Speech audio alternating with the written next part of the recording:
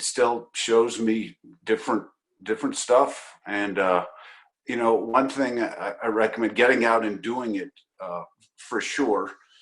But also, what's been helpful to me in just giving you a broader frame of reference for a river is fishing these rivers at all times of the year. It makes a huge difference.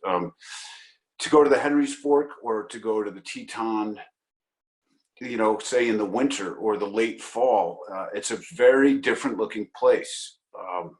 There's usually very few people or no one, which is often the case. And when you're trying to learn a fishery or become proficient at catching fish on a fishery, I mean, I just can't tell you to fish.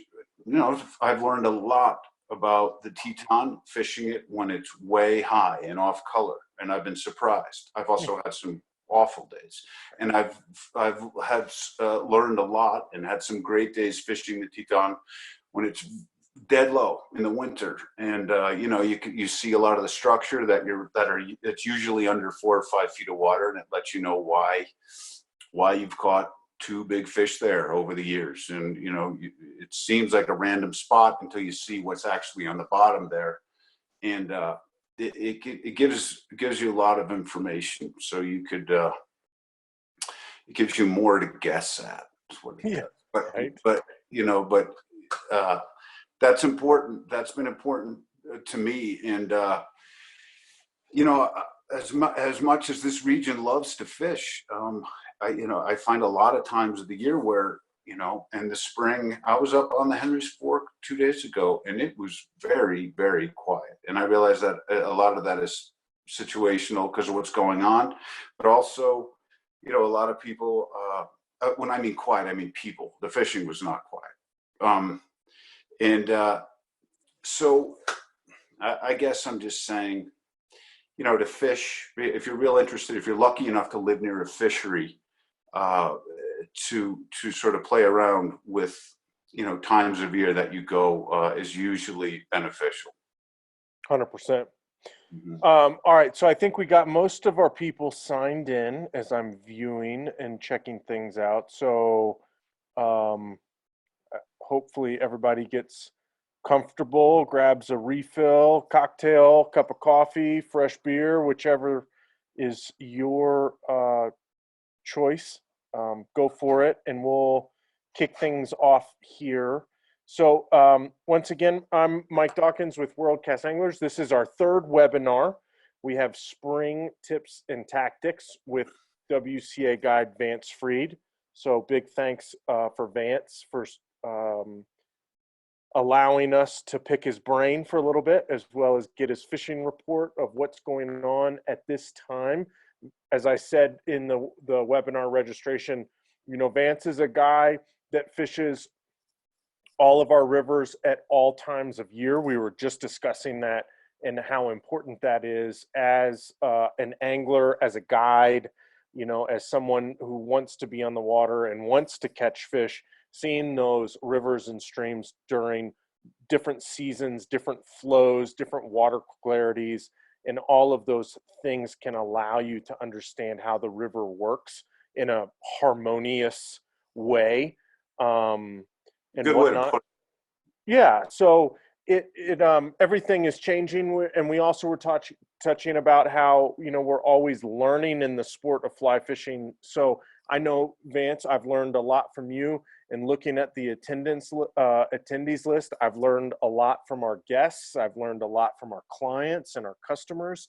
And so this is really exciting for me and for WorldCast Anglers to put this together, where it's just a big share of learning of fishing in our area, what we're going through right now and what we're seeing in our fisheries right now, as well as an opportunity for our attendees and those tuning in to ask some questions here later at the end of the webinar, when I'll open up the chat and have people be able to ask their questions. I have some questions that some other individuals had sent earlier that we'll go through and whatnot. Great. So yeah, thanks again for coming. And maybe we'll just kick it off as a fishing, report of sort of what we're seeing right now Henry's Fork, Teton, South Fork, and then the Snake, like there in Jackson. Well, the Snake in Jackson is the only one I can't speak to. I haven't fished the Snake in Jackson, but I know a ton of people that have.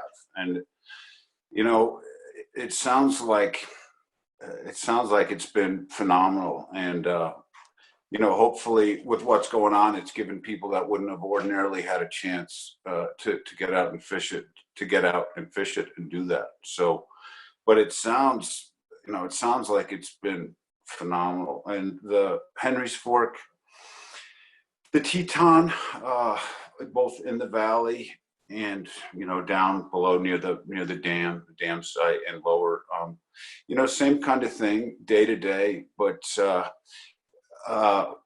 well, it's been day to day. That's what's been different. The Henry's Fork's been very consistent. It sounds like the Snake's been very consistent. The Teton I find to be a little more temperamental, but certainly, you know, not a lot of folks there. And I've had some great fishing. I was there with Chris and Tim the other day, and you know, we had some great fishing. And you know, this time of year, you're so grateful to be fishing. You can weather the tough days no problem, because you're actually truly just grateful you got out to do something. So just for change of scenery, the Teton thought was great and caught some great fish, but also, you know, had a lot of slow fishing too. But again, it's neat to see the Teton at 502 CFS when it's going to get a lot bigger here soon. You know, next week it looks like everything's probably going to get a lot bigger, and it's cool. So you know, I've already sort of cataloged in my mind a bunch of fishing early already this year that I won't forget.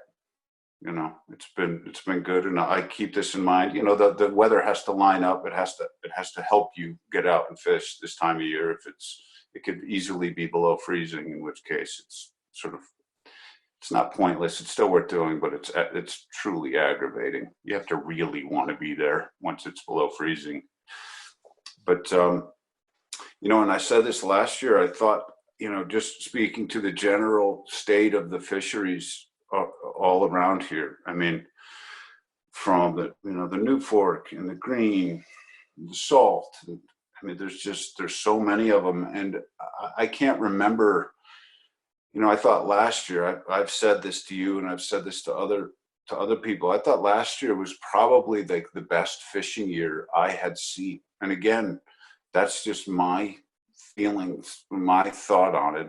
I know other people may have a completely different read on it, but I remember saying, you know, my joke, if we want to call it a joke, but I remember saying, and this predates all the COVID and coronavirus stuff. I'd say, well, the world is going to hell, but our fisheries are really good right now.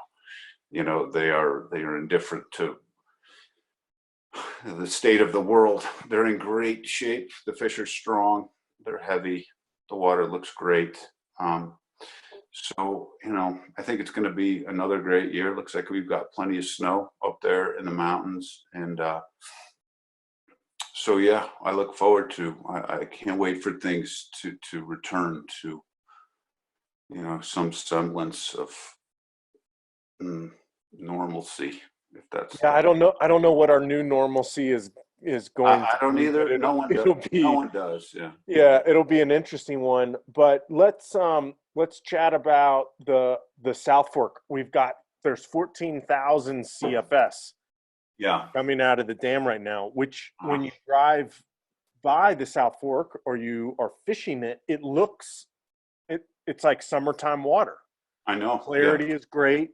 All of those buckets and those spots where you usually get them pretty good in the summertime are there and they're available. But we're not really used to fishing the South Fork this time of year at 14,000 CFS, right? Well, you know, that's true. But I think, first of all, that's a good thing. I think that the fact that they let out a lot of water early last year, this is not a political statement, anything. I don't know about it. I realize the water is for irrigation. That's the primary reason for them doing that and making room and all that. But it worked out very well. Uh, Last year, I think it spent almost 2 months around 12. And the year before that, it was at 14.4 for almost 2 months. So that was and that was through July and a lot of August, or maybe even the last part of June. So it fishes very well at, I'd say about 14,000 to me feels about like the cutoff. Like once you get up around 16, it's just real pushy and maybe a little stressful, or maybe it's the fact that I don't, my hands hurt or something. But you can do it. You can still fish it at 16, but I like it to be below 14. I'm happy with. I think it's good. It moves you along pretty quickly. You could fish long stretches in a day. So, and the fish will get used to whatever, what I've realized, taking water away from fish stresses them out, adding water stresses them out or confuses them. So, I guess the wisdom, or the common wisdom, is, oh, you don't want to go to a river after they change the flow and they bring the flow up. And typically that's true. But also, having guided the South Fork for this many years, there's been plenty of days where they bump the water and the fishing is, quite good or unaffected, like it was good the day before. And there's also a lot of times where it does affect the fishing. And on the Teton the other day, fishing was quite good, and then it really just died. Like even go-to spots that are sort of year-round, and there's resident fish and small fish, big fish, none of them cared. And I tried to think about that and said, well, maybe the water's coming up, and what they don't like is change. They don't like the unsettled period. If the South Fork stays, it's been at 13.75 or 14, wherever you just said it was. If it stays there for a while, those fish will adjust, and they'll get in. They have to live their lives. They have to eat. They've got to do all that. So I think the South Fork is going to be great this year too. I do. Yeah, I would agree. When we see these big water years, looking back, they've been so helpful. Those big water years, the recruitment of smaller fish. I love a day where we catch 20 trout of any species that are 9 inches. It's like that is a great thing to see. My clients. My clients think I'm blowing smoke when I get excited about it. But yeah, and we get some changes in river channels. We get some new habitat being created, some new places for them to hide. Small fish get out of the areas where the big fish lie, so those recruitment classes aren't getting hammered on as bad as they would during lower flow years. And it just seems to just like pump. With rivers, like water is life, and when we get those good years of good water, we see lots of life 3, 5, sometimes even 7 or 8 years down the road, where I think when you were talking about the fishing being really good on the South Fork of the Snake last year, if you look back 3 or 5 years, it's like we've had plenty of water. Yeah, exactly. Yeah. And so we're starting to see the benefits of those, water surplus years where things were beneficial to us. Absolutely. I mean, a lot of people are tired. A lot of people watching us right now are tired of hearing me say that, because I've been saying that for a long time. Really, and again, it speaks to like the region, the fact that, between, the Tetons and the big holes and just, where all this water is situated,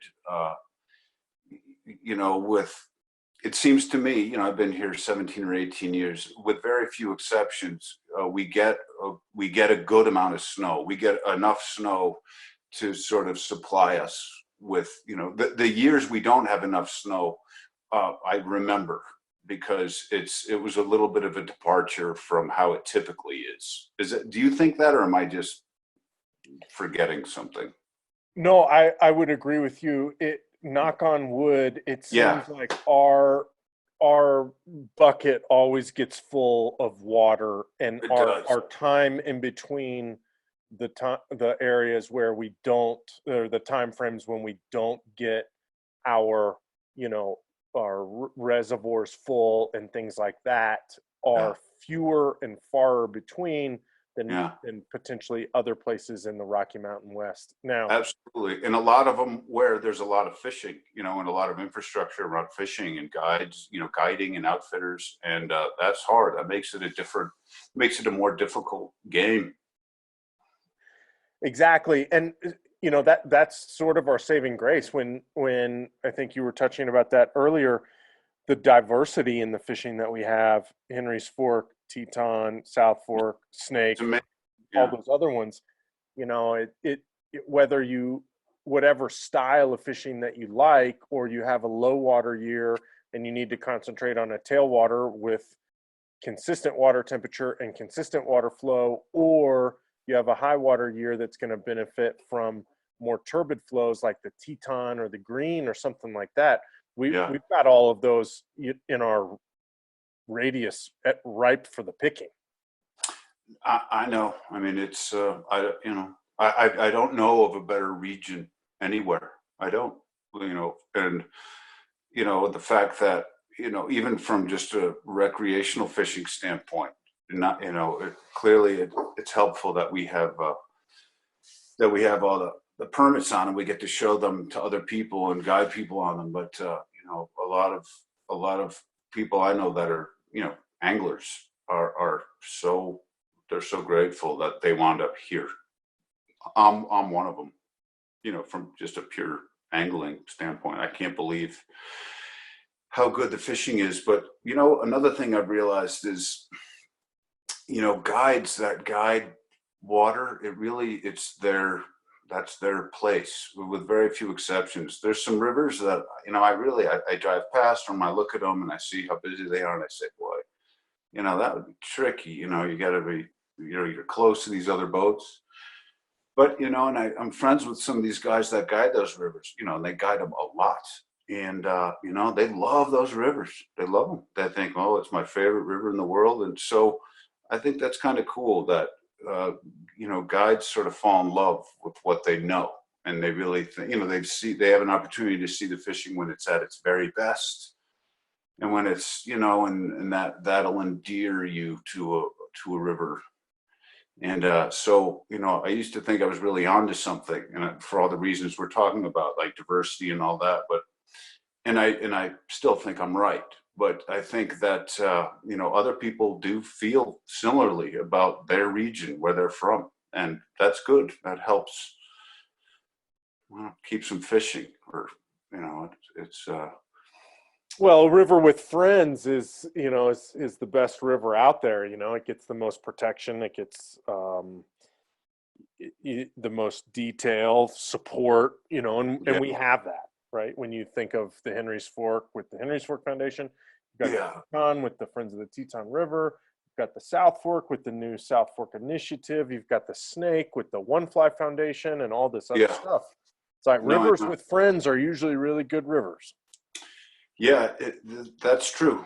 That's absolutely true. And you know, it's just, the region we're in, there's a lot of people that came here to do this stuff. That's why, if they don't do it for a living, their proximity to it is such that they can do it often and a lot. And that's, goes for the skiing, the hunting, and the climbing, and hiking, and all that. So, yeah, it makes sense that in order to preserve it or maintain it, they would become stewards of it and you know, make, create organizations that sort of protect it. There's more about it than I do, but there's been a lot of that going on, and a lot of it's very effective. 100%. What about, so the Henry's Fork right now? It's sort of our go-to fishery for spring. It's Mm-hmm. most notably our more consistent fishery this time of year. Dry fly fishing, nymphing, streamer fishing. Yeah, It, all it, of it. yeah, all techniques, all tactics. Yeah, But it also becomes a pretty crowded place where a lot of people sort of, start coming to from a lot of different places and whatnot. Yeah. Any have you been fishing the Henry's Fork Yes, at all I have. lately? Yeah, I've been fishing it quite a bit, and yeah, it is. It's very consistent, and it's just I can't believe how good that river is, and I'm not letting the cat out of the bag.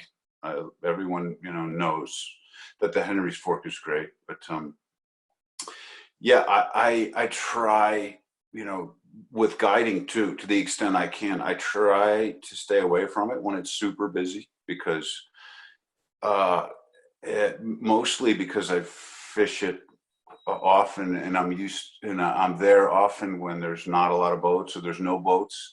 So it really it's difficult for me to.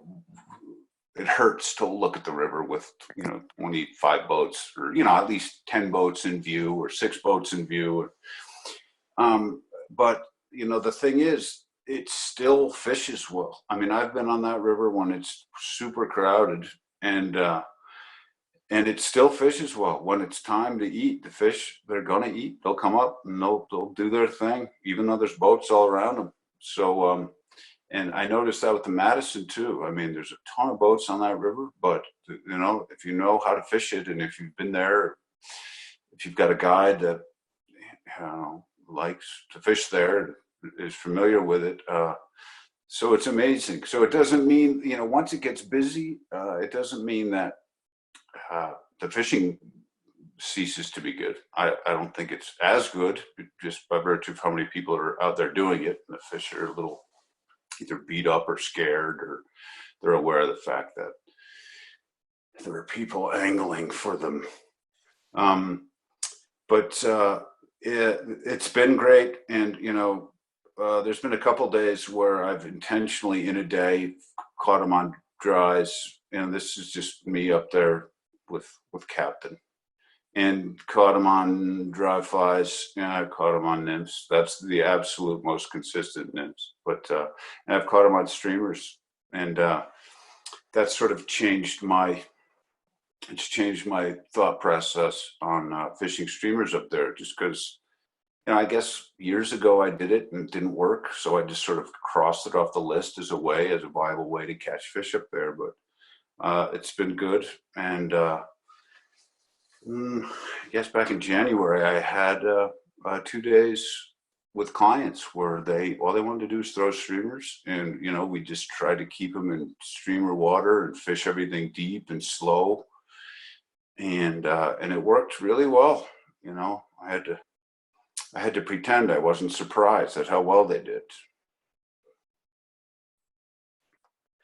That happens, Yeah. Well, so it was cool. That's why you're a professional. Yeah, that's right. I mean, I had to look like their success was the end result of all my in-depth calculations. But it's still just fishing, right? It is just fishing, yeah, and they know that too. I was given like, look, we might catch a few fish on streamers, but if you really want to really get them with fish nymphs, we'll fish streamers. And sure enough, it worked. So that's been I've been doing more of that, and it doesn't always work, but that's just the nature of it. It's a very buggy river, so a lot of those fish, I think, are inclined to eat insects, whether they're nymphs or dries. That's what I think. I think that's what I think. Again, I'm sure there's people that fish the Henry's Fork a lot that have raised eyebrows right now. But that's been my experience, and I think a lot of times I'm in sort of to get a fish to eat up there, it feels like I might be invading their space a little bit, sort of a territorial thing. I don't know. I could be making that up, but that's what I think in my head. So with the fishing on the Henry's Fork this time of year, we've got blueing olives, we've got March browns. Yes. We've got some of the beginning of the Mother's Day caddis, which are happening, getting ready to happen. Yeah. We've got midges. I think what you just said is the Henry's Fork is a bug factory, Yeah. right? It has so many different species of bugs. It has so many different opportunities to catch fish in different ways, especially with the Mother's Day caddis that are coming up now. Like, what is your tactics in fishing the Mother's Day caddis instead of fishing, like, you see, like, legitimately 5 million caddis in one, like, square mile? Yeah. Where do you start? Well, one thing, well, clearly keep your eyes open, because there could be, even if there's thousands of caddis around, it's not at all uncommon. I've seen to not see any fish rising. It doesn't make any sense, but we all know that happens. Or even with a bigger fly, there'll be salmon flies hatching and all over the water, and the fish just don't seem to care. And everyone says, well, it's because they're full on the nymphs. And, you know, and it could be. I mean, that's plausible to me, but you know, there's a lot about fishing that we're not meant to actually know. We'll never know. You'll get different, you know, knowledgeable people tell you different things, and so you just sort of come up with your own reason as to why you didn't catch fish. But one thing I find that's helpful on the Henry's Fork, especially when there's some caddis around, is whatever you're doing, whatever you're fishing, is it doesn't hurt it. Even if you're fishing a couple nymphs, at the end of your drift, just swing it, because there's a lot of that motion going on underwater. There's caddis diving, coming up and skating on the surface. So, you know, throughout a day, there'll be 3 or 4 times this time of year where you sort of catch fish when you don't expect it, because you're, you know, stripping your flies in, or you're looking over your shoulder and your line bellies out and your line straightened. So good idea to sort of finish your drift with a swing. You catch a lot of whitefish doing that. They seem to like that swing too, but you also can catch some very nice trout doing that.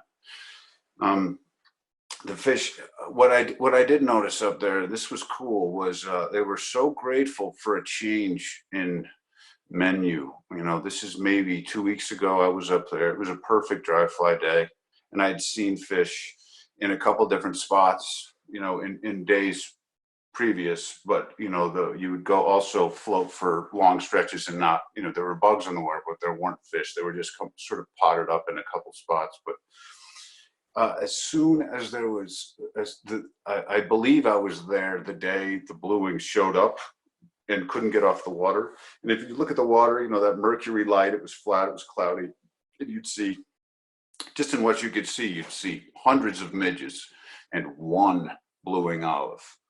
And the fish, which had been so keyed in on midges up to this point, they would not touch a midge. They just wanted to eat blue wing olives. It was pretty cool. I mean, I kicked the tires on that theory pretty thoroughly, and sure enough, even though it was, you know, 10,000 midges to one Baetis, they would eat the Baetis every time. So I thought that was cool. I've sensed them being grateful, and I've noticed that on the South Fork too. And, you know, late September, when the mahogany show up, they seem to prefer them over PMDs. Or when the olives show back up, you know, you can have some great days where the fish are just grateful to have something different to eat. At least that's how I perceive it. You know, you'll see fish up in spots that you saw fish up in for the first months after PMD showed up, but then you haven't seen them in a month, and then they'll be back in there because they have something new to eat. That was certainly the case on the Henry's Fork, seems to me. And yeah, they're a lot smarter than we give them credit for. You know, even if I know it's smarter, I don't know if that's the word, but it might as well be smart. Because if we don't understand it and it takes thinking on our behalf, it might as well be them being smart. So I prefer to think of them as smart. But, you know, when they come up and eat an indicator, I don't think it's not smart. yeah, he should know better. If he's smart, he should know better. But I prefer I really prefer to think of them as smart. And Yeah, maybe we'll lump that into the bucket of like profile, profile and color. Maybe it's not intellectual or smartness, it's profile and color. yeah, and it's their, I think what we think is intelligence and what functions as intelligence is really just, uh, they're just leery. They're worried about dying because they're surviving. They're worried about birds, and they, on some level, know that those people standing around them casting or moving their rods around, they might not know exactly what we are, but they don't like it. And they know that they've been harassed before. So I think it functions as intelligence. I don't know if that's a good way to put it, but that's how I've thought of it.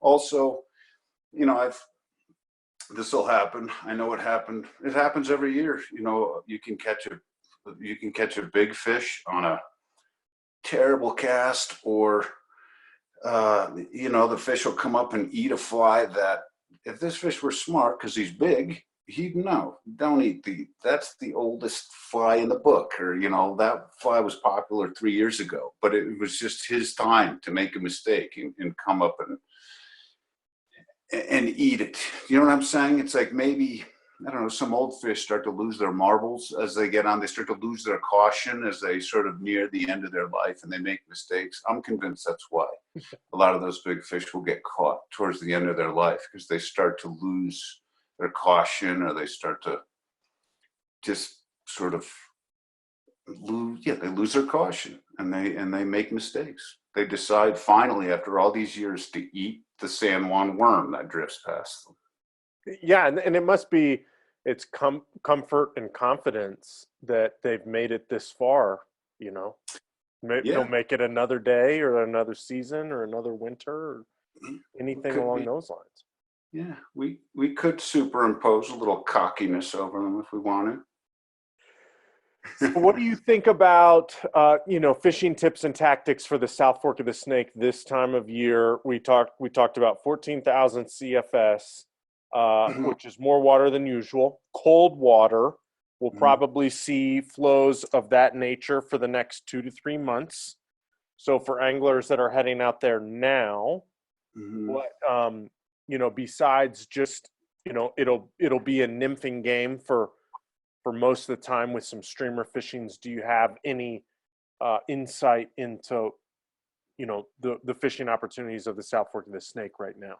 Yeah, well, what's good about 14,000 CFS, like I said, is it sort of moves you along. So you could, you can discover, if it takes you a while to catch a fish, and then you figure out where the fish are, where you caught that fish, there's a great chance you've got miles left to sort of try to reproduce that and look for water that was similar to that, or shelves. I find year after year that, um, sometimes the fish will surprise you, even though, theoretically the water's cold and they shouldn't be up near the front of the shelf, or they shouldn't be in that thin water that's moving real fast above the shelf.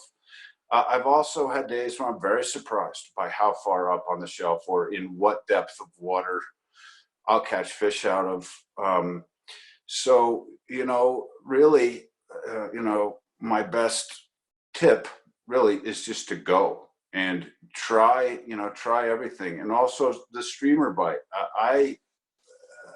I've had some very good streamer fishing when the water, theoretically was too cold and it shouldn't have been good. But I'm glad I tried it, and I'm glad it worked. And it's not necessarily an easy thing to reproduce day in, day out up there. But uh, look for deep water, holding water where the fish can sort of keep their eye on the current and stay, sort of down, where they don't have to move a ton. Um, but really fish it all, fish water that you wouldn't think. Plus, what else are you going to do? You're in a boat. You're not going to not cast at a shoreline that has great structure on it. just because you don't think the fish should be there this time of year because there's not salmon flies. Even in January and February, I'll find fish sometimes on the banks on every river. So they can just, for whatever reason, decide to, come out of the depths. And I've been very, very pleasantly surprised by trying stuff that I didn't necessarily wouldn't think would have worked. Guys also, and some very good fishermen I know that care about trying to catch a big fish. And I don't do too much of this, but the guys that do it are very good at it. And they have some days a lot of success is sort of dead drifting streamers slowly under an indicator. And I don't know why I haven't done it. It's just one of those things that it makes sense to me, but it feels, well, maybe I'll start doing it. But other guys really, really catch some big fish doing that. Yeah, it's a very popular tactic on the Missouri. And on the lower Madison.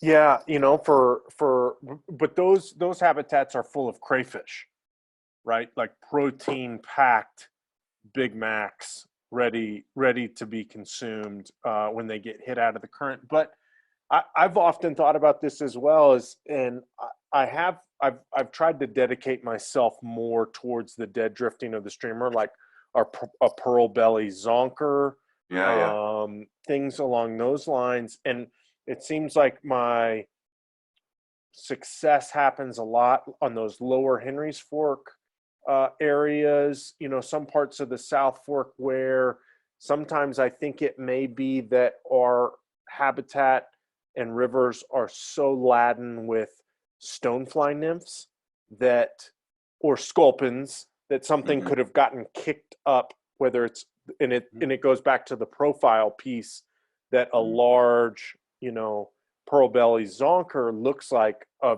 size 2 or size 4 salmon fly nymph, or a sculpin that gets hit out of a rock or something like that. So just because we don't have crayfish doesn't mean it doesn't work, but you do have to be more patient with it. It is. Oh yeah. I think maybe that's why I've had it work a few times, and but again, yeah, it was a patience thing. And I guess I'm of the opinion that you can catch those same fish on nymphs fished well, or at least there's a sleight of hand to it that the guys are good at it possess, but they also do it a lot. Like that's a way they get them. Yeah, I've seen guys like on the Missouri Lower Madison where they overactively mend those nymphing rigs so that drifted streamer flutters more. Yeah, perhaps. So maybe if you're going to try that tactic, it may be something of don't be afraid to move the fly around a little bit. So it's moving vertically up and down. Yeah, that is certainly a way I will. When I fish streamers and the water's cold, this time of year, I certainly fish things. I'll often fish a long leader with a floating line, and I'll do that, and I'll add. I keep different size tungsten beads in my little weight case, and I will. Say my leader's 10 feet or 11 feet. The fact that you have a floating line and a long leader with weight, add weight onto your fly, slide some beads down and trap them with a Dinsmore, below the knot, so you don't bang those weights and that tungsten into your knot. That's a great way to fish it because you can fish it deep, and every time you jig it, it's coming up. So it comes up off the bottom. That's a very good cold water motion to get fish to sort of give them time to see it, react to it, come over and make a decision and eat it. And I'll do the same thing, even if I'm fishing a sinking line, like say I'm fishing a hole that is 7 feet deep, but the water is really moving through it. And I know there's some structure down in there that provides a place for a big fish, or there's a shelf and the fish will sit down off the shelf under it. I'll cast a 350 sinking line, sort of not even quartered, sort of parallel to me, or perpendicular, sorry, parallel, perpendicular to me, throw big mend. And when I start moving it, I'll be jigging that sinking line up, because it's, to point straight down and put it in the water is a great way to hook the bottom, because that sinking line gets down there. Yeah, a jigging action I think is very important. And also to have a fly that has materials that have a lot of micro movement. Crelex is just deadly. Crelex is such a great jigging material to have on a fly. It's proven time and again to be like a more organic, buggier, fishier kind of flash than regular flash. So that is everyone that I know likes Crelex and uses Crelex. Bunny fur, marabou, those kinds of things. Also to fish, fish it slow and near the bottom. It's also not a bad idea to tie some flies or look for some streamers that are tied on a jig hook, so that hook point rides up. That'll, it'll help you maybe 20-30% less prone to snagging. I made those figures up completely, but that's what it seems like to me. You can fish a little safely if you think it's important to be down there on the bottom, which when the water's cold, I do. Fish a jig hook so the point rides up, and you could irritate the fish. Or a lot of times, and I'll say this to my clients or to myself, when I'm fishing, if the water's cold, a lot of times I just want to get down to them, which is why I'll fish a long leader, and I'll fish a rig that's weighted from the bottom, and fish a couple of flies on tags, because I want the fish to just realize that eating it is easier than moving out of the way of it. And I think that works, and I see. And, of course, I'm convinced, well, it works because I'm doing this. But then, I'll see a guy across the river, another guy with his clients, and I could tell, I watch the rigs they're throwing. They're not as deep, and, they catch fish. Yeah, they do. So, again, this is how I fish. My thought process on fishing is I like to go deep. It causes tangles. It's annoying, but it's effective. Nice. Well, we've got a bunch of questions coming in. So into the brain we go, and out of the fishing report we go. So I'll just start with a couple of the questions that I received via Facebook and email and Instagram direct messages and things like that. So Sure. The first one that came in was, which trout spawn in the spring, and when does that happen? How does that impact the way that you fish? It's pretty interesting that, the rivers, although they're in close proximity to one another, and, the Henry's Fork is often referred to as the North Fork of the Snake. It's on a very different, the timing program. The fish on the Henry's Fork, they spawn a full month and a half. I mean, it's considerably earlier, but it's like everything else. Like the salmon flies are long gone on the Henry's Fork before there's even a sighting on the South Fork. So I've always thought that was pretty fascinating, that those rivers that are very close to each other, they behave totally differently. But bug wise, the Henry's Fork has a lot more bugs, and a lot of different bugs than the South Fork has. Well, this time of year, the rainbow trout spawn and the cutthroat spawn close to them, enough for them to crossbreed or hybridize, which you probably know is an issue on the South Fork.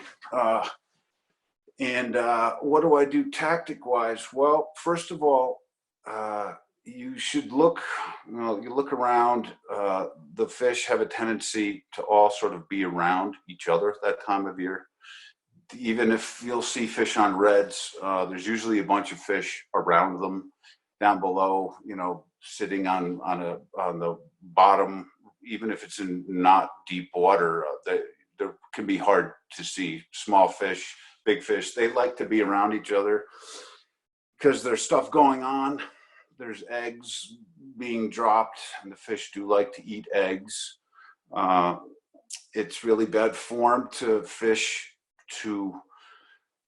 that are spawning, because those fish they're trying to help us out. They're trying to create future generations of fish. So to fish to a red is really sort of generally frowned upon. It depends. That's frowned upon, but it's determined sort of geographically where you're from and how you grew up fishing, or how people fish the region. But this is a region of mostly fly fishermen, it seems to me, or the community I sort of rotate in, and it can be very tempting, but I'd recommend you don't do it, because even if you're not killing those fish, it's easy to stress those fish out and have them drop a bunch of eggs in your boat, and then there goes the chances for another big fish to be in the river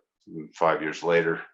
And the survival rate for those eggs, for all those fry, is frighteningly low anyway. So very, very few get it. So anyway, but the fish do get kind of aggressive. You could see fish sort of pushing at each other. And now I've caught fish up in the Henry's Fork, a lot of them that are, let's say, a rainbow that's 10 inches long, and it has bite marks on either side. And they're not bird bite marks or talon marks. I have decided they are kite marks from fish just grabbing them and not eating them, just moving them. They don't like those little fish coming around in the red. So it's not necessarily a spawning, it's not a feeding thing. They just, they're sort of irritated by the presence of smaller fish that they don't think have any business being there, and certainly aren't going to outcompete them. So streamers can be a good thing, although a lot of times when I find the brown trout are spawning, well, we're talking about the spring, so that's a fall discussion, but they sort of, I'll say it anyway, they go dark before they spawn. It just seems to me, and again, I'm sure there's people with totally different experiences, but it seems to me that they just sort of vanish for a week or 2 weeks before you just stop catching them. They stop showing up in their usual things, so they start to think about spawning, and I think it changes their behavior and some of their habits, and it makes sense, because it's probably a very big event in their lives. They have a lot of work to do when that happens. So yes, my tactics for fishing spring: stay away from the reds, fish below the reds. It's actually a time where a lot of fish are active, and as soon as those fish are done spawning at whatever time, they regenerate. They could look sort of mealy and dark colored, but they regenerate pretty quickly, and with that usually comes a return of their appetite, because they've been expending a lot of energy and really not eating, just sort of defending their honor and trying to create babies for us to catch later. Correct. Correct. All right, so your niece, Sadie Montgomery, wants Oh, to know who has the better fish catching ratio, you or your loyal fishing buddy captain? uh, well, you see, it's hard. You can't really separate us and judge us. You know, we're a team. So really, I wouldn't. Most of my success I would attribute to Captain being there, even though he's totally indifferent. What makes Captain a great fishing partner is he doesn't care if we catch fish. He doesn't care if we catch a big fish, a lot of fish. His excitement level, it never. He rarely picks his head up these days off the deck unless he's got to get out and use the bathroom or something. So uh, he uh, he's a great fishing partner in that he's down with whatever happens, whether it's a good day or tough day of fishing. So I'd have to give Captain the nod on that one, Sadie. Thanks. Yeah, 100%. It's a good come to earth measurement when you go fishing with your dog and they're just happy to be outside and you're stressed or so gung-ho about fishing a certain way or catching a big fish and they're just happy to be there with you. Yeah. Oh yeah. No, he knows if he's either there or someplace he doesn't like as much, or a place that requires more of him. You know, like he's got to do more. So to be in the boat, he's learned that that's a great place.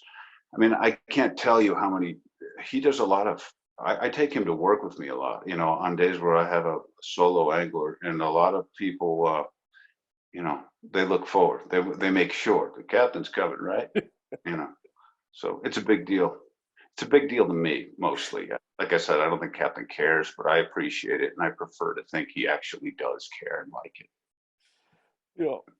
All right. This attendee was asking about do you have different tactics or tips for fishing for just a wade fisherman or somebody that doesn't use a drift boat?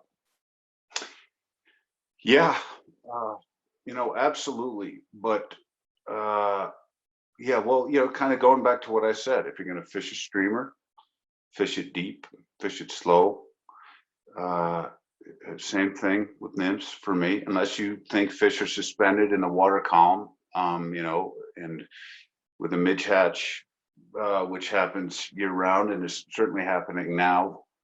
I guess, the whole, there are some bugs around. So me being right down on the bottom, fishing along leader, it doesn't necessarily uh, pertain. But I would say, for instance, if you're going to fish the South Fork right now, which is not a great wading river, especially at 14,000 CFS. It's not that it's not doable, but that's a great drifting river. Um, I would say those fish probably are deep. One of the days that I've been out there, I haven't seen many fish rise. Maybe just the one-off fish come up here and there. So uh, I do think that they're sitting on the bottom. Certainly, fishing a deep nymph rig it's been productive, and usually is. Not every time, and on those days, I don't have a reason. I don't have an answer as to why they're not there. It didn't work, or whatever. But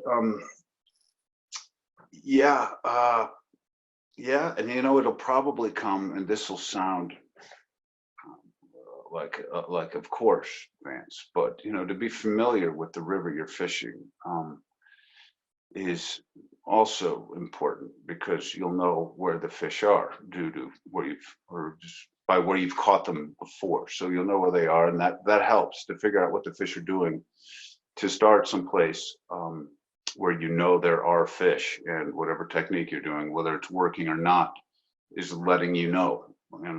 If you've been there an hour and there's fish, or you even see some fish, or maybe even see some fish rise, and they're in there, but you're not catching them,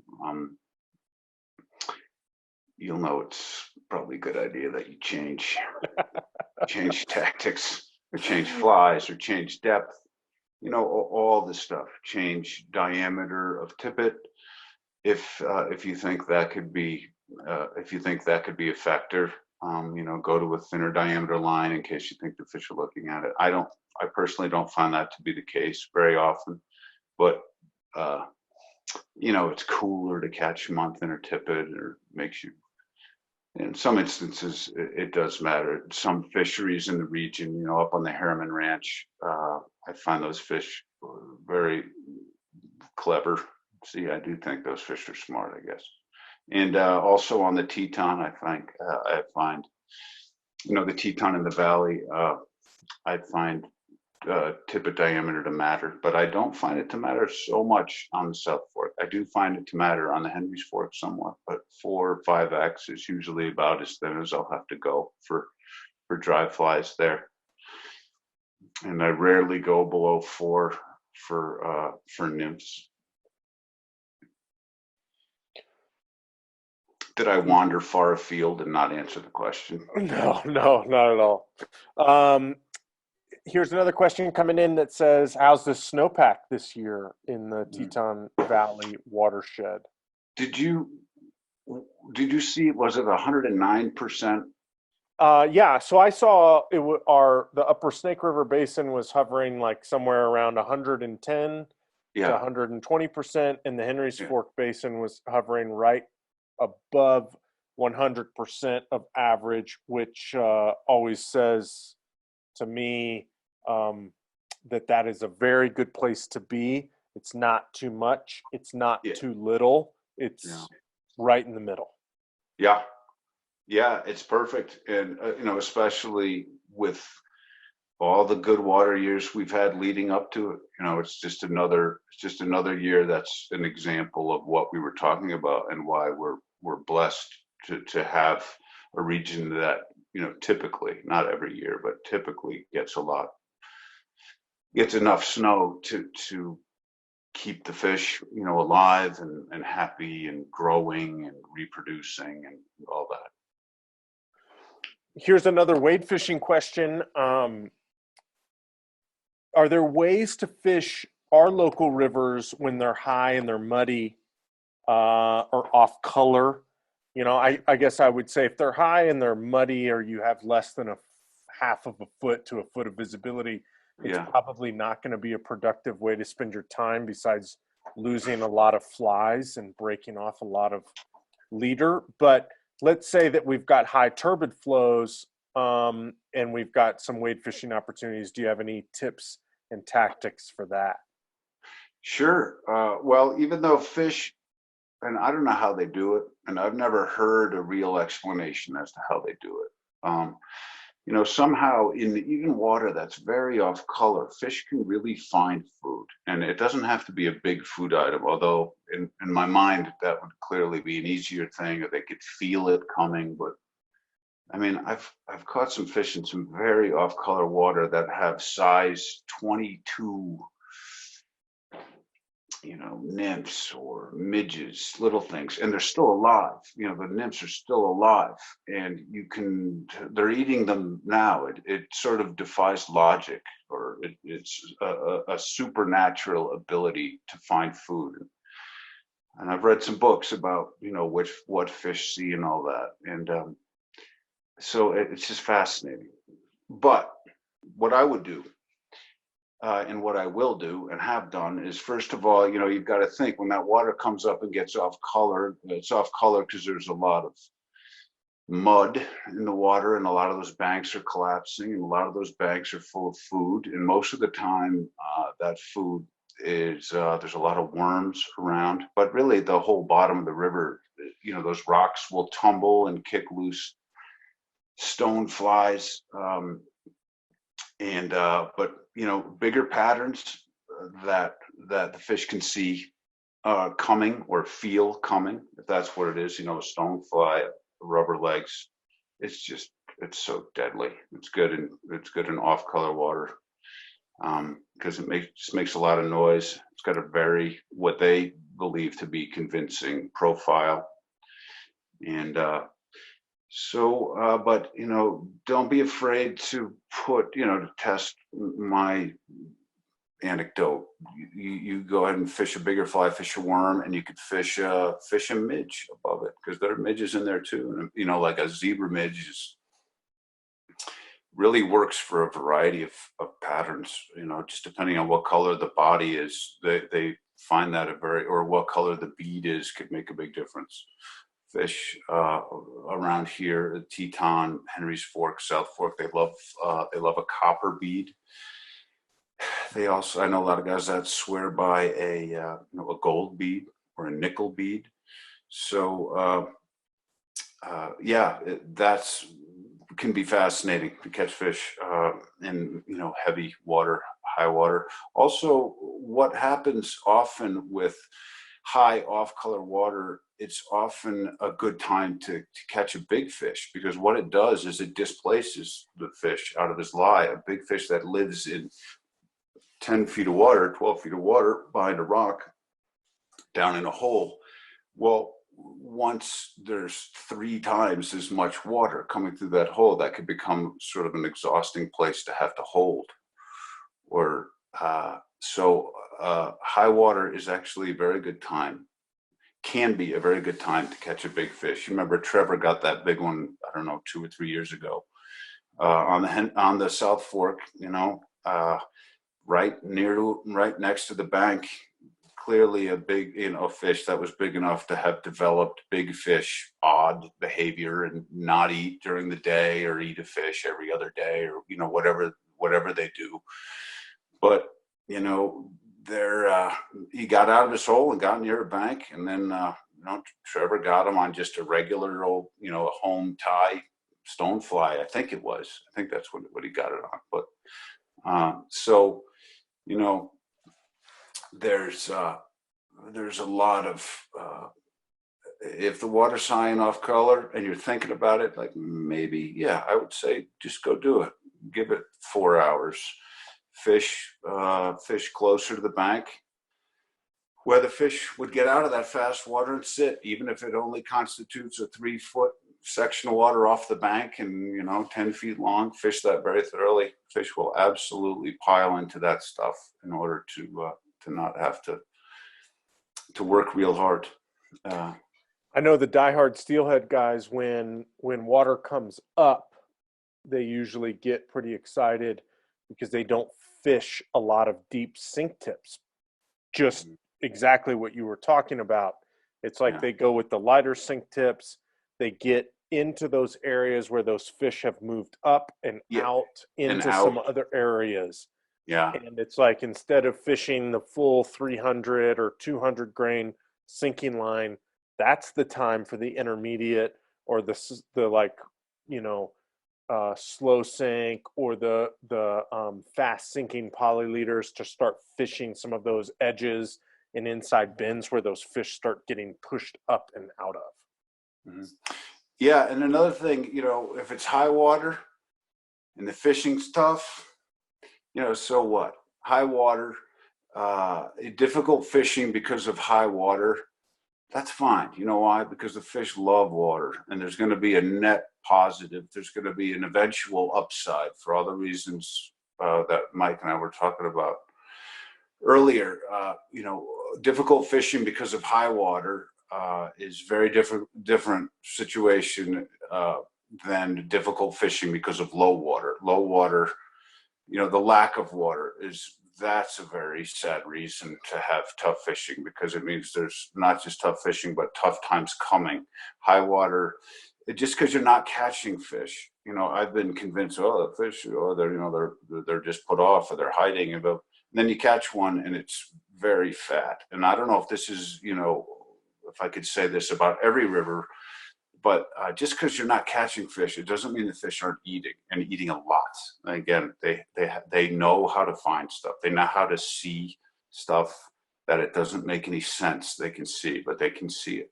It's their job to see it. They have to survive to see it, so they've learned how to see it. Do you have any tips or tactics to keep from hooking yourself or your guide? Well, no, but let me think. No, but slow down. Don't cast spastically. No, look, accidents happen. You're going to hook yourself. you're going to hook me or your guide. Those things happen. You try to keep it to a minimum. And I'm trying to think who would ask this question. And Yeah, so many people come to mind. It's really, I can fill you in later. I can't even harbor a guess. Yeah. We've had a couple questions about when non-resident angler licenses will be available in the state of Idaho, and we don't know yet. The governor of the state of Idaho is supposed to give us some more directives and suggestions and things tomorrow. Yeah. And we're supposed to and then get another update the 1st of May. So, unfortunately right now in the state of Idaho, as well as the state in Wyoming, non-resident fishing licenses are not available to purchase. So we don't really have any update on that. We'll be the first to let everyone know when we know the answer to that question. Here's another question. What's your recommendation on fishing fluorocarbon over mono for the fisheries in your area? Yeah. Well, I have always been of the opinion that fluorocarbon, it absolutely is an advancement in fishing. And I know that there's disputes and the guy says it's not strong or whatever, but again, for me, yeah, I think it absolutely, in water that I really was convinced you needed, 4x, even subsurface to get them to eat, with mono. I'll routinely, I can fish 3 or even 2x, and they really, the one thing about it is, is you really have to dispose of fluorocarbon responsibly, because I do think it takes a long time. I don't think it used to be talked about more than it is, but I think people have stopped talking about it because it's so successful. They don't want to make themselves feel guilty because now they use it. But it definitely is one of those things. And by the way, monofilament doesn't go away quickly either. They're both bad. So to get rid of that stuff responsibly is a very good idea. And you're doing, your fishery, the environment in general, and yourself a favor to take care of that. But I absolutely find that subsurface on this fluorocarbon is a big advantage. And I'll even fish fluorocarbon on dry flies, as long as you're not trying to get a super long drift. If you're trying to cast to a fish and you're just going to land that fly, 4 feet above his head or 5 feet above his head and get it to float down over him, fluorocarbon works well. Or you could even, gink it, just sort of gink the line up a little bit, but it's okay for that water, for it to sit just a little bit below the surface. They really don't see it. Sometimes you can see that mono on the surface, which makes sense that the fish can see it. If I can see it, I'm sure they can see it. It's also a lot more expensive. It's not the question. But it helps you land your fish quicker, right? It absolutely does. I find it to be more abrasion resistant, for sure. I find it to be less subject to humidity. Like a lot of times mono will start to sort of, coil or pigtail if you go to pull a knot, say a clinch knot or something. And then if the knot fails or it pulls apart, the line is it's affected by humidity, I find. And this isn't even a very humid region. I remember being back east, and monofilament was at times I was annoyed all day.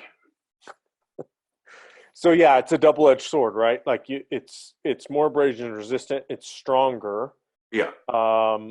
It's more expensive. But it allows you to land fish quicker. You hopefully don't have to use as much of it because it's stronger and more abrasion resistant. but it Yeah. stays in the environment longer. So we get asked this question in the fly shop all the time. What's the difference between the red label and the blue label, or this label and this label? And we always say it comes down to,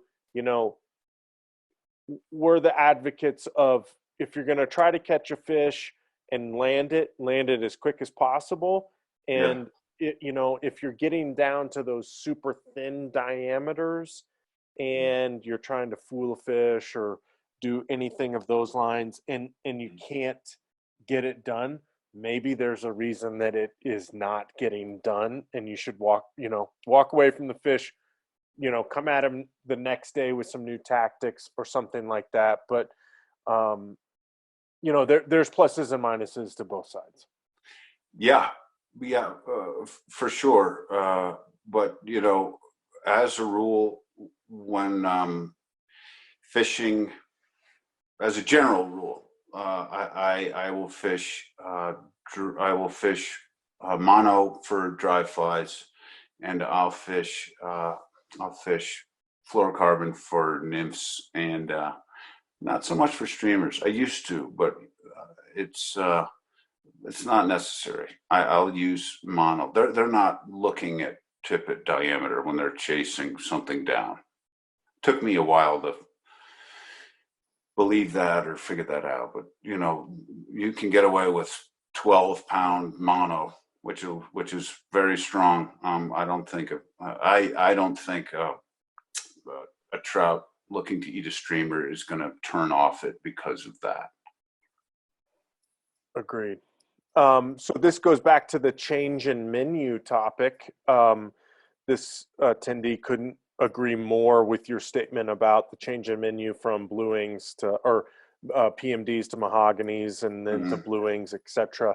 Do you think that works in your saltwater experience, which maybe changes in tides or something like that? Well, for sure. I would think, it changes depending on, where you are or what the fish are seeing. It's like, when we were talking earlier about like, dead drifting streamers and how, it's not the most reliable tactic for me, or it's not something I do a ton of, but guys are good at it. But it's like, often, and you were talking about crayfish, but you look at the bottom of the river, and you'll see sometimes dead minnows just laying there, or some of them like tumbling down the river.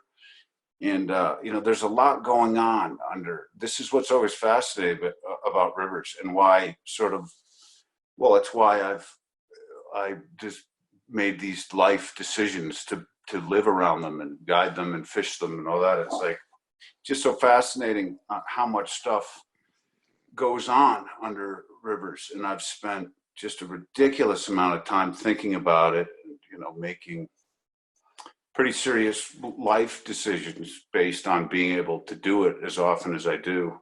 And,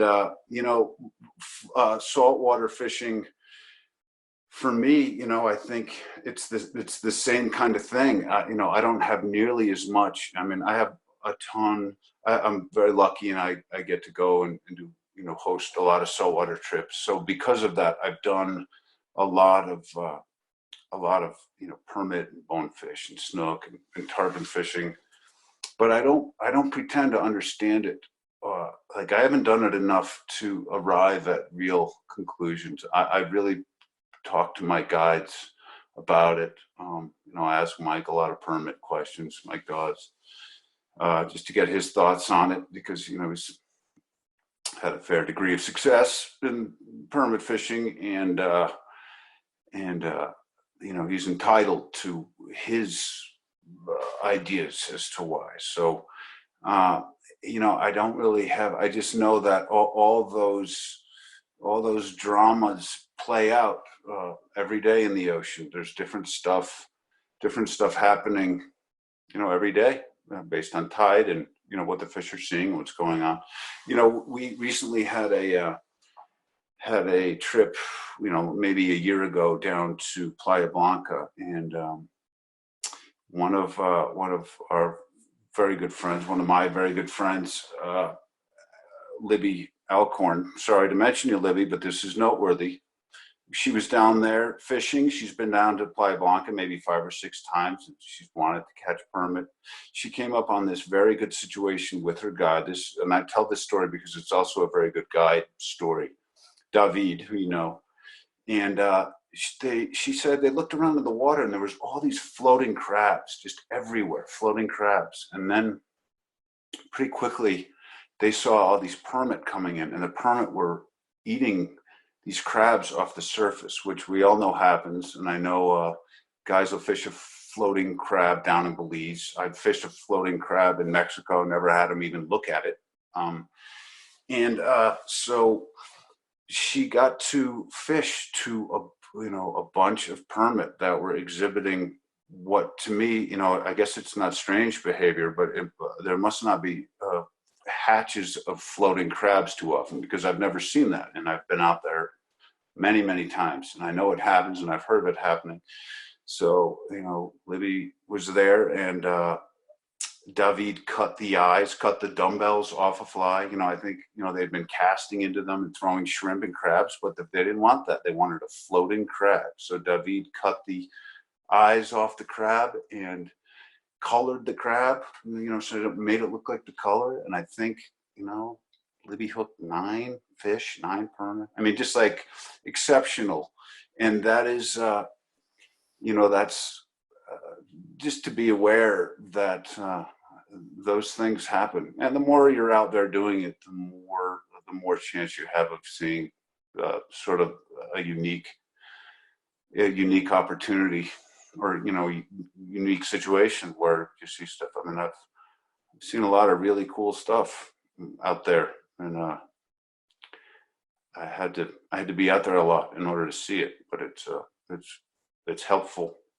I don't know. I'd like to think I would have done what David did and cut the eyes off and color the fly. I think that's what I would have done because of my trout background.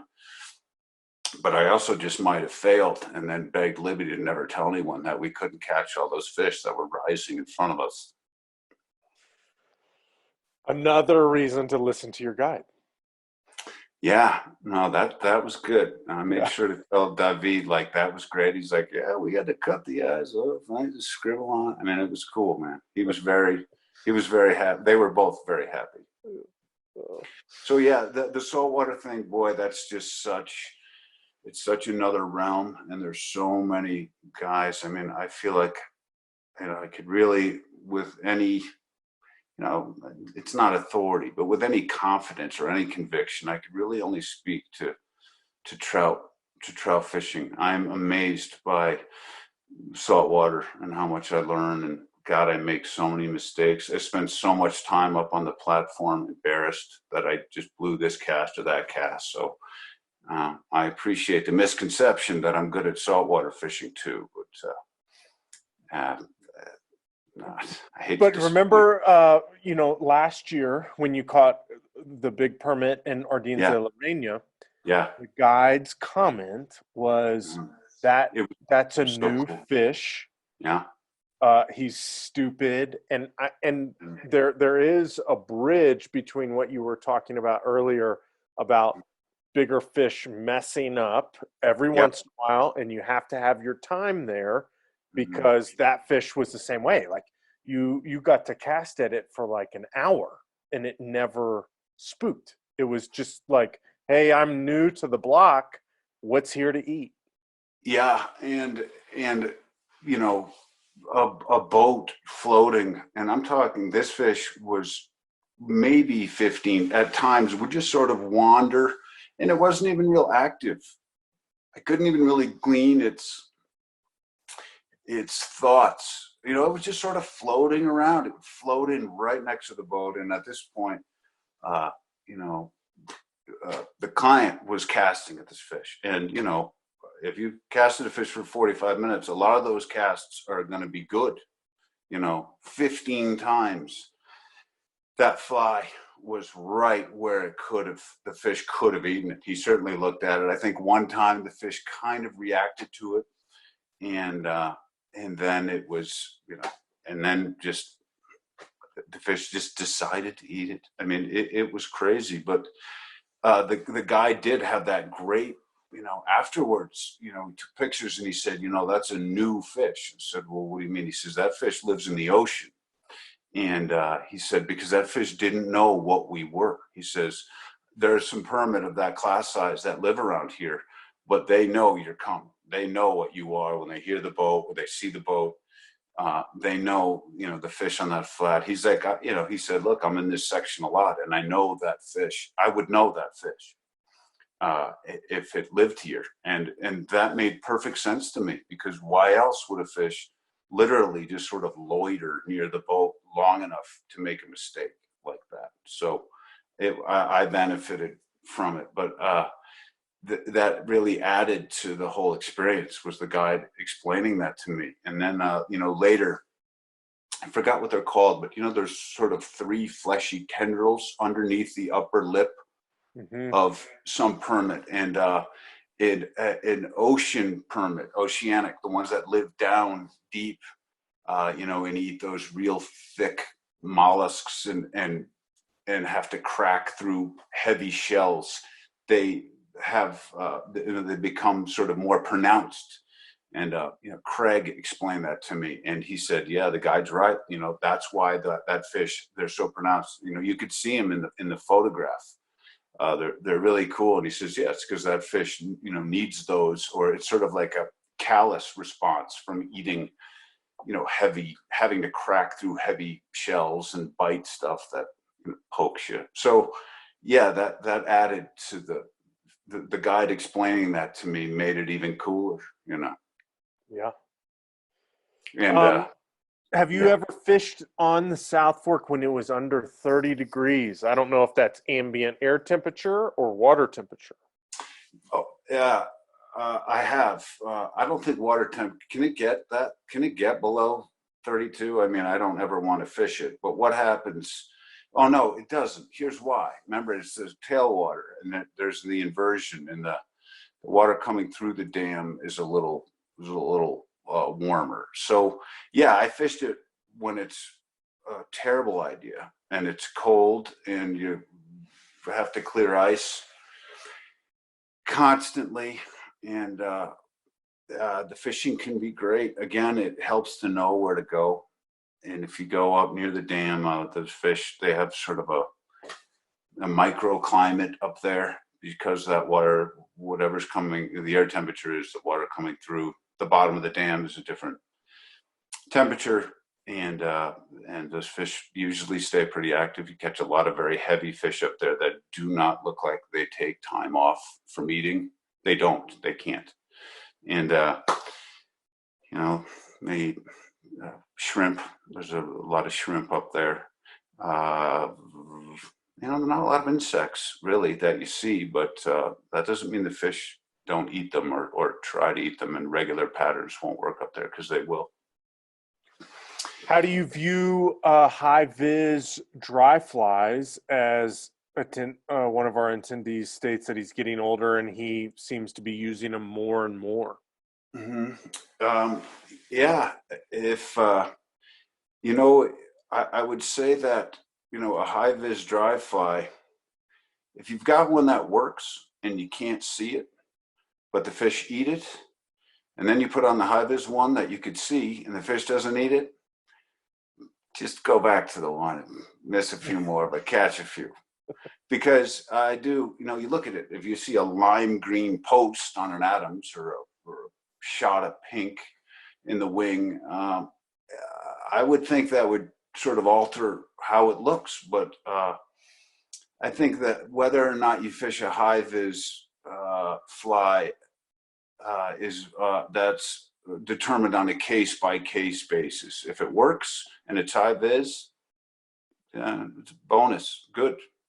And tell me about it, because I want one or 10. But if it doesn't alter their reaction to it, then by all means, you're certainly better off being able to see them eat it. But I stick by what I said. If you look at them every 10 minutes, every 20 minutes, even on the one you can't see, just suck it up and fish it anyway. You'll catch more fish. Um, 100%. So we've got a little bit more time. You know, Vance has a family and things to do. So, you know, the chat is open for some more questions and answers for the next 5 minutes. If anybody else has anything, I've sort of gone through most of the questions that's been sent to us via the Q&A, as well as email and direct message and whatnot. So if no one else has anything, I think we've covered everything in the global trout fishing opportunities of the greater Jackson Hole fly fishing region. Yeah. Well, listen, it means a lot that you would want to come and sit and listen to me talk about fishing, and hopefully, hopefully some of it helps. But really, the overarching point is, and again, I'm not trying to rub it in. If you live in a city and say, look, you got to get out there and fish, because you clearly you can't do that. But yeah, it's you know, it's been a good year, and just in every possible way, being able to get out and do that around here has really provided a lot of, you know, hope and, you know, sanctuary and peace, you know, to me and to a lot of other people I know that are out here. So you know, again, I just want you to know that things are good out here, and if you have plans to come out, or, you know, in years to come, things are looking good out here, and I'll certainly be here when you come. So I would love to see you out here. Things are good out here, and once we're back on track, we hope you come back like you should. 100%.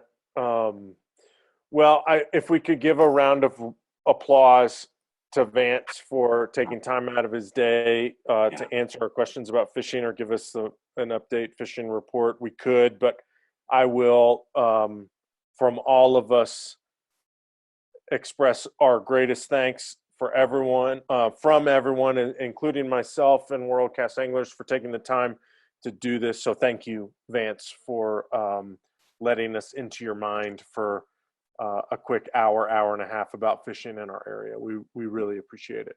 Yeah, Mike, I appreciate you asking, and I appreciate everyone listening. And you know, this is what I do, and I love it. And so, really, thank you.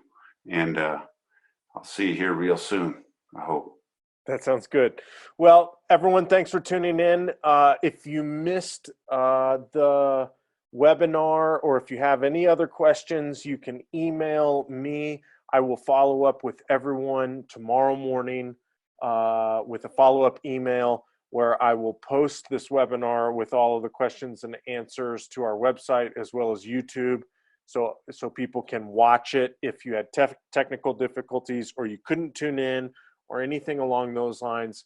Be on the lookout for that email so you can spread it around to your friends and whatnot. So thanks again for tuning in. We thank everyone for their support. We thank Vance for his time tonight, and we hope everyone has a good, safe rest of the week and a good, safe weekend on the water. Thanks so much. Bye, everybody.